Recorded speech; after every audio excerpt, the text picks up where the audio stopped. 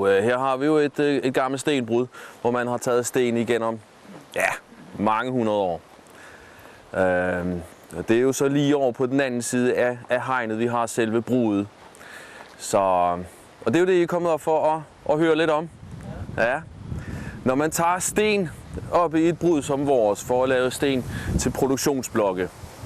Produktionsblokke, det er sådan nogle firkantede, som vi har liggende over ved smeden heroppe.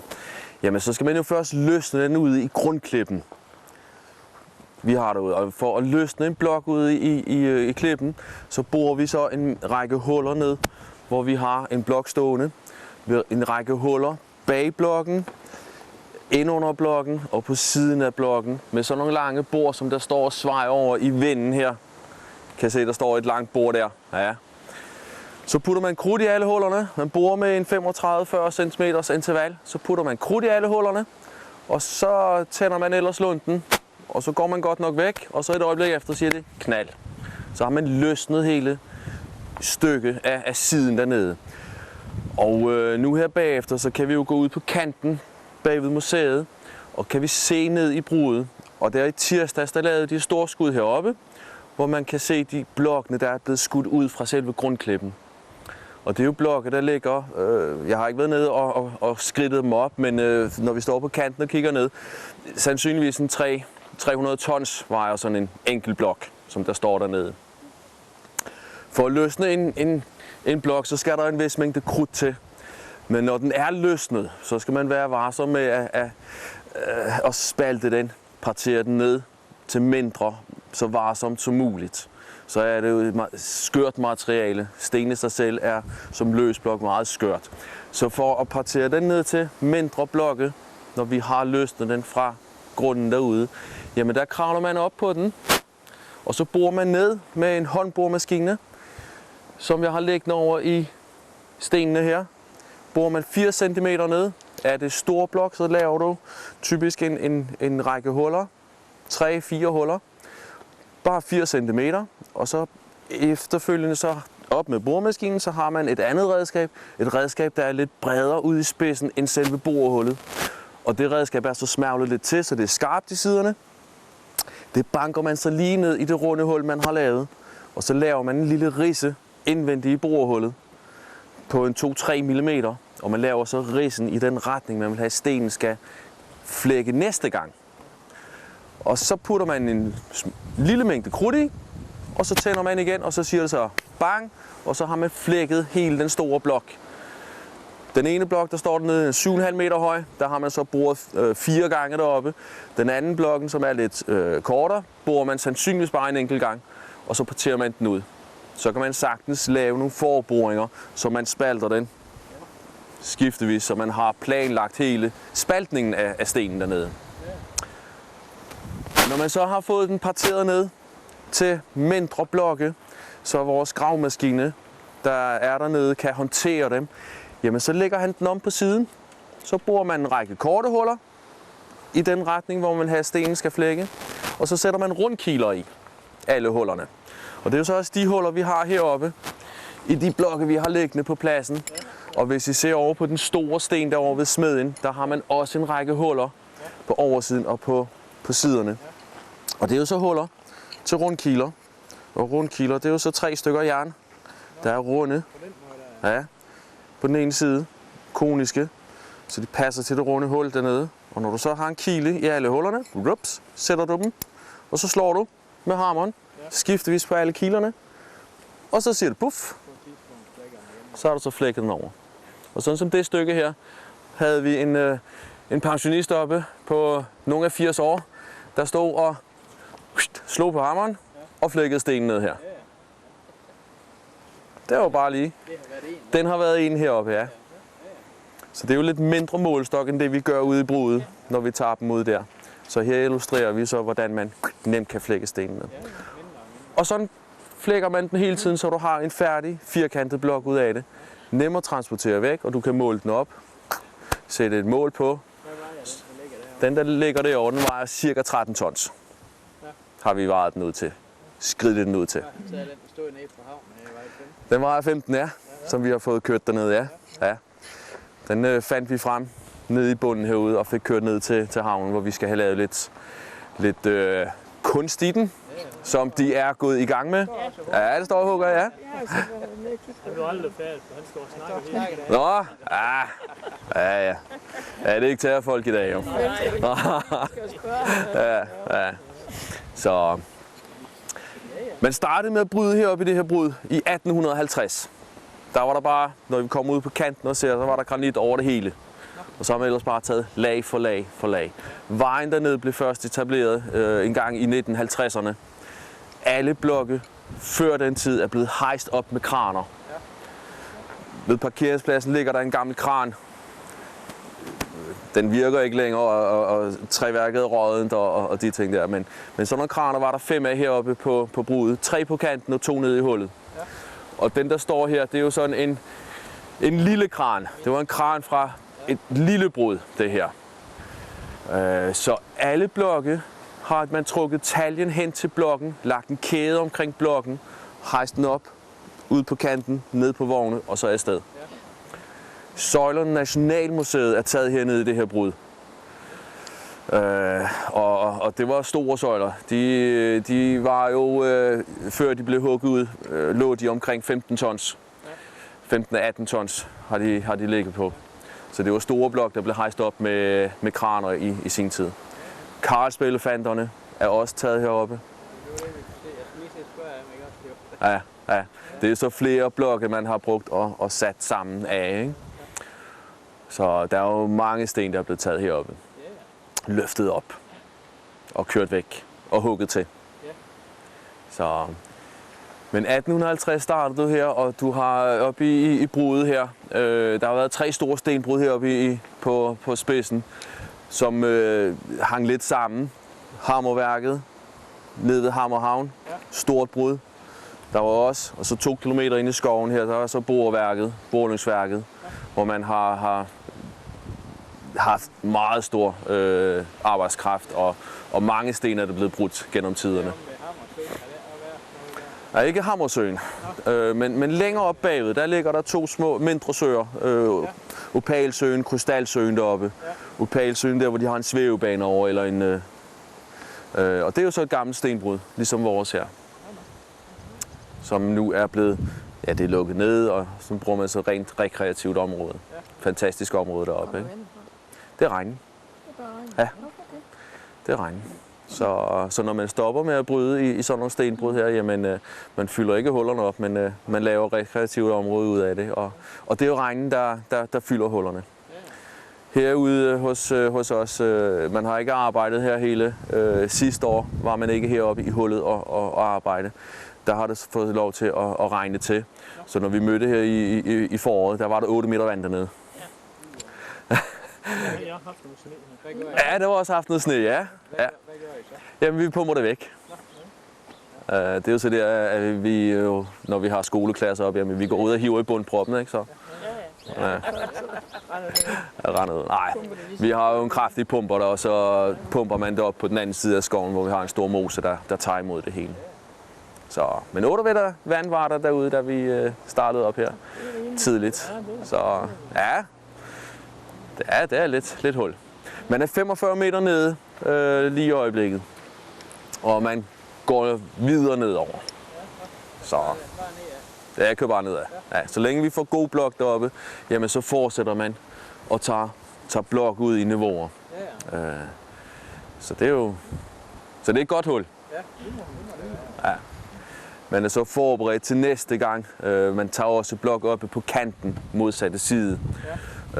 Der tager man så også blok oppe. Så det er jo alt efter forbereder til, når der lige pludselig sker noget andet, så kan man fortsætte med at tage granit ud. Ja, men det har vi jo meget mere om inde i museet, hvor der er en masse billeder, gammelt værktøj, der kører en DVD derinde, der fortæller lidt om, hvordan man bryder granitten, og hvad man tidligere har brugt af håndværksværktøj. Så ja, det kan man også godt. Dels så kan vi jo bagefter måske gå ud på kanten her, eller vi kan gå ud på den anden kant her, hvor vi står lidt tættere på. Ja, men der er vel nede i hele brudet, så vil jeg næsten forestå, så Det kører vi den. ja, vi kører derned, ja. Fordi der er en bakke herude, hvor der er ikke godt at gå nedad. Det er jo der, hvor gummigeden den kører, så det er lidt større offroad hjul der på dem, så end hvad de er. Men vi kan jo gå ud på kanten her og kigge, ja, hvor vi kan se lidt mere, hvordan I kommer videre.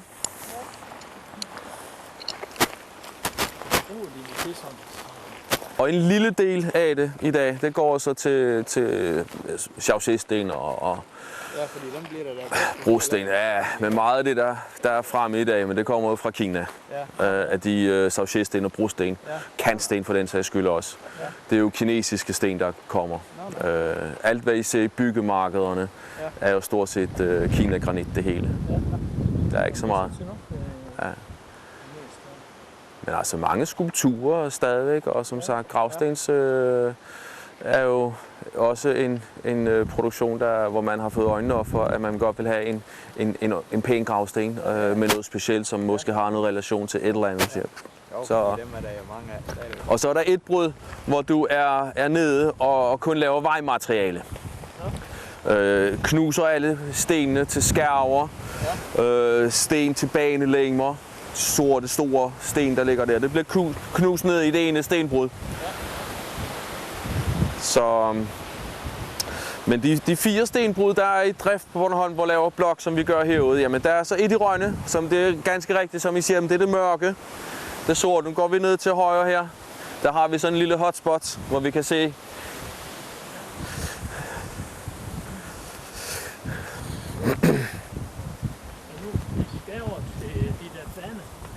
ja. Det tror jeg faktisk godt. Ja, men det gør det. Noget af det sikkert også. Fordi det er jo pris igen jo, der styrer det der. Ja, der er jo højt ned. Her er det jo sådan et af de der lidt mere uofficielle steder, hvor vi ikke har noget rækværk. Så det er jo ikke noget med at kravle ud på kanten. Men her har vi faktisk, nu skal vi se om vores stakkels fotograf han kan. Ja, vi kan over. Ja. Men her har vi så vores fantastiske brud. Hvor at den blokken I ser nede i bunden, hvor der ligger 2 stykker der, men det var den man skød ud her i tirsdags, hvor man har boret ned bag blokken langs kanten ned. Man har boret udad her, og man har boret vandret ind under den også. 35 cm interval mellem alle boringerne cirka. Og så har man puttet krudt i, og så et øjeblik efter har sagt bang. Så har det hele væltet ud. Og den bliver så parteret ned til mindre, og den går jo til den daglige produktion. Hvad man så... noget bliver skåret op til bordplader, gravsten, men forskellige bygningssten, skulptursten er der sikkert også noget derpå. Hvor mange, det ved man ikke, mange lag er der nede af? Ja, det ved man jo ikke. Nej. Altså, man siger jo... Nu, ikke? Hvad siger du? Vi er højt op nu. Nej, men vi er jo faktisk ikke meget mere end... fordi fyret har vi det. Ja, men hvad er vi? Vi er vel 40 meter. Nej, det er vi sgu ikke engang. Vi er 20 meter over havet, ungefær. Og det er det hele. Ja. Vi er 45 meter nede fra toppen til ned. Ja. Og det er noget af den stil. Men hvor mange lag vi kan gå ned igen om endnu. Altså, der ligger god blok, som vi kan se hernede. Store blok, man får sprunget ud. Og der bliver man ved med at tage rundt i kanten hernede. Tager ind under vejen sandsynligvis også. Og så tager man ellers oppe, hvor gravemaskinen den står nu. Der har man forberedt og skyder og tager blok ud også. Men så længe man har god blok, som man har heroppe, jamen, så kører man nedad. Simpelthen. Så hvor mange år endnu, det er jo ikke godt. Nej, det gør man ikke. Man går ikke ud af her. Der er dårlig granit, der er mange sprækker. Der er tætsiddende sprækker i granitten. Og jo mere tætsiddende der, jo mindre blokke kan man få ud. Jo mindre blokke, jo mere arbejdskraft er der på det for at få et lille blok ud. Så man går nedad og tager, hvor du har de store blokkene. Så hele sidste år, der kørte man affaldssten væk, som vi kalder det, overfladesten. Sten, der er brune, trekanter, hvor der er store borehuller, som der er sket et eller andet med. Det har man kørt hen på begge sider af vejen, der går her. Det har man fået samlet det hele og kørt væk til kystsikring. Havnebyggerier har man brugt rigtig mange 100 tons sten, der er blevet kørt væk heroppe fra. Så hele begge sider af vejen og rundt om pynten dernede var fyldt med affaldssten. Ja, det er havnen er sikre. Der kan de også bruge en masse. Ja, det kan nemlig. Det er nok begrænset, hvad de skal give for det, når det er affaldssten. Ja. Det er jo sten, hvor der er meget bark på, hvor man har sorteret det fra, fordi man ikke kan bruge det til produktionssten. Ikke? Det skal væk. Det skal væk. Vi har ikke nogen knuser stående heroppe. Så hvis det skulle knuses, som man jo havde blevet nødt til, hvis man ikke havde fået noget kystsikrings, jamen det havde været en ekstra omkostning for at få lavet skærver på den måde, eller knuse dem på den måde. Det dernede, det ser ud til, det er helt fantastisk liv. Ja, det er store blokke, ikke? Ja. Fra plateauet og ned, der er 7,5 meter. Så den blokken, der står her, der er lidt i bunden, er der lidt revner i, men man har brugt 7,5 meter ned der, så det er jo en stor blok, man har der. Så der kan blive noget forskellige sten ud af det. Ja. Herfra ser det ikke ud til, den er 7 meter. Nej. Det er det samme, som kigger ud over vandet. Man kan se, at bølgerne de er 2 meter. Nej. Så, men som I så før, så har de holdt fyraften nede i bruget, så hvis I har lyst til at gå derned, så kan man køre lidt tættere på, hvor man lige kører hen for ind, og så må I godt gå derned. Ja. Og man har jo faktisk også heroppe en anden aktivitet. Man har klatring oppe i et brud som vores heroppe, hvor der er lavet 50 klatrebaner rundt omkring, og hvis I ser, der er også nogle rustfri stålringe over på den klippe lige ved os her. Og også oppe her. Så man har den første weekend i august hvert år, der har man så et stort klatrestævne, hvor man har en masse klatrere inviteret herop til, hvor at de har et kæmpe arrangement, hvor der bliver klatret på alle siderne, over det hele. Så, og der er alle niveauer, alle svaghedsgrader er der på det. Så ja, det er jo, man har de interesser. Ja, dem, der har lyst til det. Men det er jo et fantastisk område. Det er. Så. Ja. Alt granit består af nogle forskellige mineraler. Og de 3 største mineraler i vores granit, jamen det er sådan noget, der hedder kvarts. Det er den lyse, men den kan også være helt røgfarvet og helt sort næsten. Det er så kvartsen. Det andet, det er sådan noget, der hedder feldspat. Det er det røde. Det kan også være meget lyst i det. Feldspatten, den flækker altid i rette flager, som I ser på det her stykke der. Ja. Og så det sidste mineral, det er så noget, der hedder glimmer. Det er det sorte prikker i granitten. Det er så glimmer. Og under krigen, der brugte man glimmeret som marieglas i kakkelovne. Det kunne tåle varmen fra kakkelovne. Så. Og her har vi så også de forskellige granitter, som der bliver brudt på Bornholm i dag. Den lyse, det er så hammergranit heroppe fra det her brud her. Så har vi så Svaneke-granitten, som er den grovkornede med meget feldspat og mange grovkornede prikker i sig af den sorte glimmer. Det bliver taget ned i Paradisbakkeskoven. Der er også et andet granit, det er den sorte, mere finkornet i det, hvor feldspat og kvartsen har samlet sig i striber. Det er så Paradisbakgranit. Og den sidste granit, der bliver brudt i dag på Bornholm, det er så den sorte, hvor man har prikker i, hvor kvartsen har samlet sig i prikker. Det er så Rønnegranitten. Og det er også den, man ser meget som vejmateriale.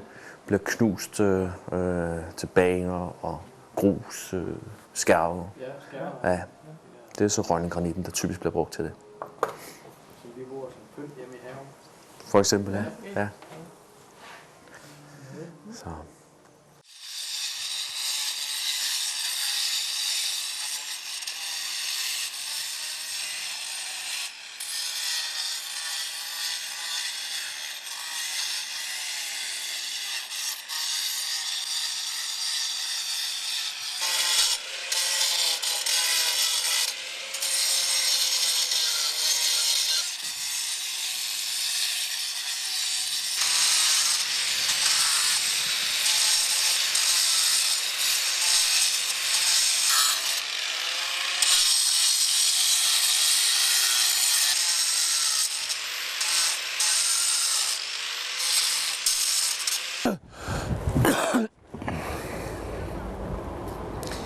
Ja, og så her står vi nede på Allinge Havn, og jeg står ved en 15 tons, cirka 15 tons, 14-15 tons granitblok, som kommer op fra vores lokale stenbrud heroppe, Moselykken, hvor man så også kan se, hvordan man forarbejdede sten i gamle dage. Og jeg er så her på vegne af Bornholms Stenklub, og vi har så påtaget os den opgave, at vi skal prøve at få det her til at ligne noget, man kan bruge og bliver glad for her i Allinge. Og vi starter, eller jeg er så ved at forberede et hul til en ankerkæde, som så er meningen, den skal komme ud, og på en eller anden måde forbindes med det anker her.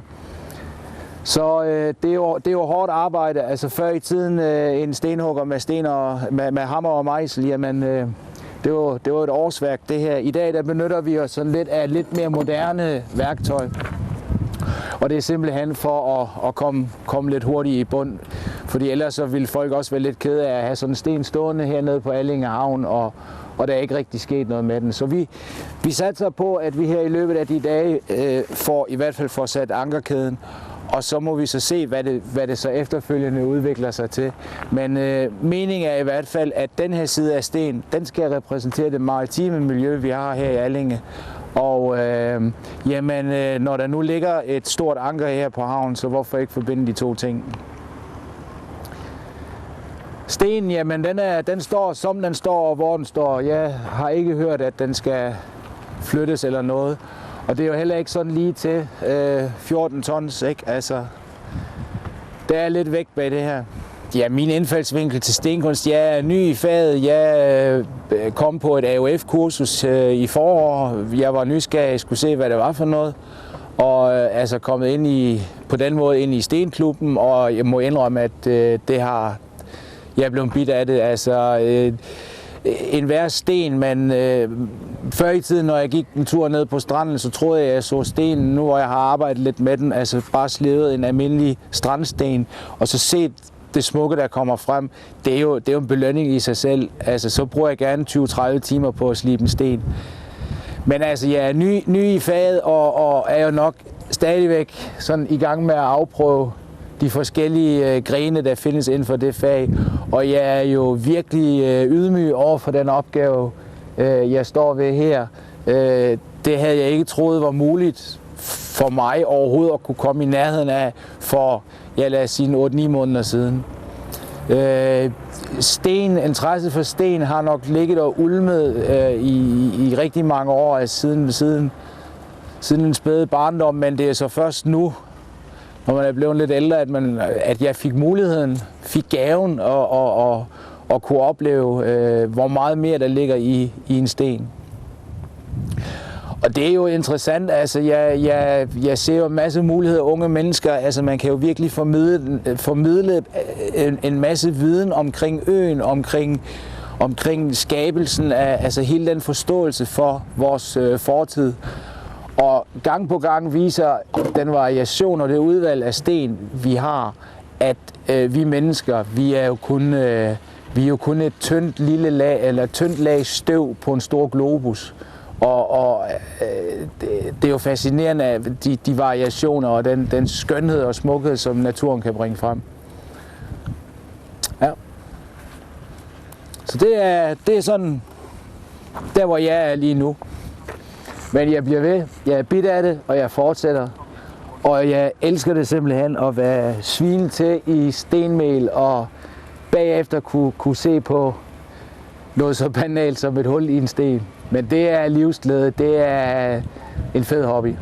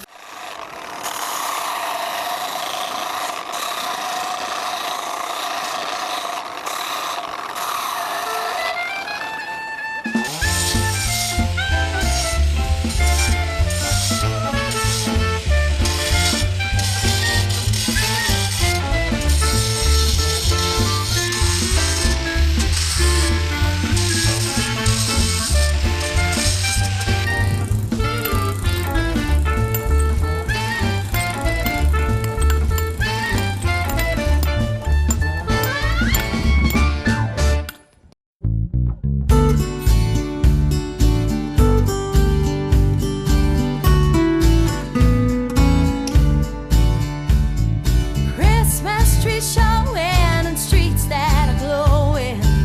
Signs and posters wish you peace on earth. I think I'll just sit down and have a beer and say thank you for one more year. Thank you. Thank you. Thank you to all my friends. You're always there when I need you most. So thank you all again.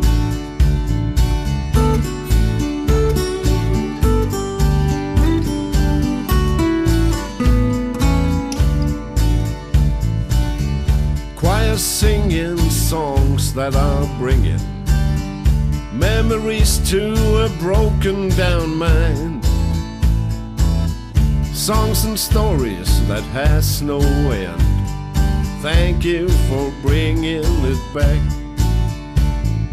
Thank you, Thank you. thank you, thank you for my memories. Thoughtfulness is what Christmas can bring. Thank you for letting me in.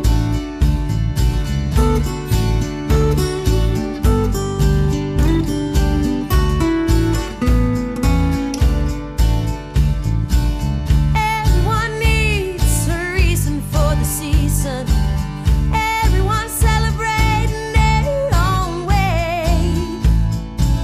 I think global peace is too much to ask. So thank you for one more year. Thank you. Thank you, Thank you. thank you for one more year. There's lots of people living in fear. I wish them a safe new year.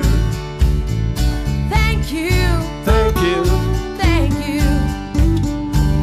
thank you for one more year. There's lots of people living in fear. I wish them a happy new year. I wish you a happy new year.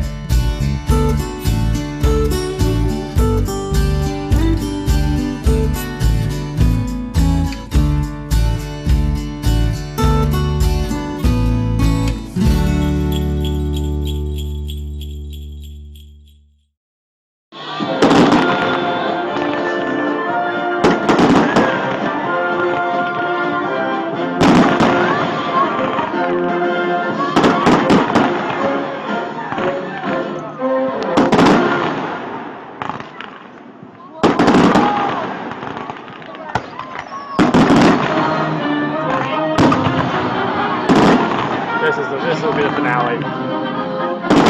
This is a song we always play on 4th of July.